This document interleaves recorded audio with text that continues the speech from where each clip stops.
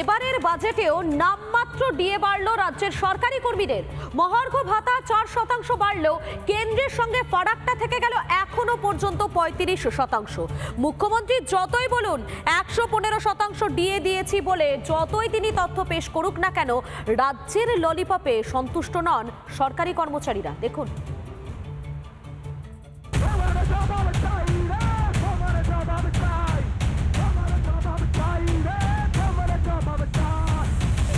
রাজ্য সরকারি কর্মীদের ডিএ বঞ্চনার ক্ষতে কি আদেও মলম পড়ল, নাকি উল্টে কাটা ঘায়ে নুনের ছিটের মতো কাজ করলো রাজ্য বাজেটের যৎসামান্য বরাদ্দ? এক বছর পর মাত্র 4% ডিএ বৃদ্ধিকে কিভাবে দেখবে রাজ্যের সরকারি কর্মচারীরা? 2025-এর সবে ফেব্রুয়ারি মাস আমরা এর মধ্যে 14% ডিএ দিয়ে দিয়েছি এবং আজকে আরও 4% দিয়ে দেওয়া হলো। এটা উপকৃত হবেন আমার সরকারি কর্মচারী থেকে শুরু করে যারা বিভিন্ন কাজে আছে। 4% বেড়ে 18% ডিএ হলো রাজ্য সরকারি কর্মীদের। এবছর 1 এপ্রিল থেকে কার্যকরী হবে বর্ধিত হারে মহার্ঘ ভাতা। এদিকে কেন্দ্র সরকারি কর্মীরা বর্তমানে 53% ডিএ পান। তাই 4% ডিএ বেড়ে লাভের লাভ কিছুই হলো না রাজ্যের সরকারি কর্মীদের। এখনো কেন্দ্র ও রাজ্য সরকারি কর্মীদের ফারাক রয়ে গেল 35%।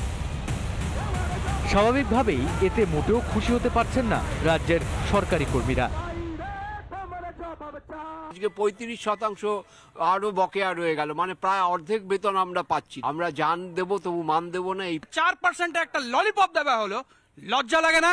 আমরাও কিন্তু জানিয়ে রাখি, এই ললিপপে আমরা কিন্তু খুশি নয়।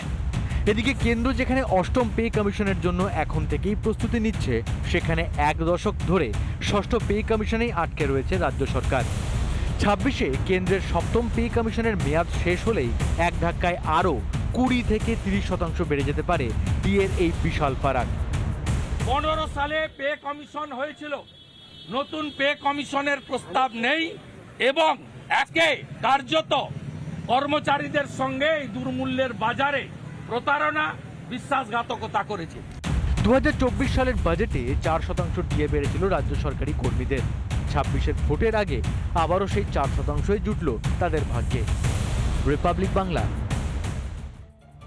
নানা ধরনের কন্টেন্ট দেখার জন্য লাইক করুন, শেয়ার করুন আমাদের ফেসবুক পেজ, সাবস্ক্রাইব করুন আমাদের ইউটিউব চ্যানেল। পাশাপাশি অন্যান্য ব্রেকিং নিউজের জন্য অবশ্যই চোখ রাখুন রিপাবলিক বাংলায়।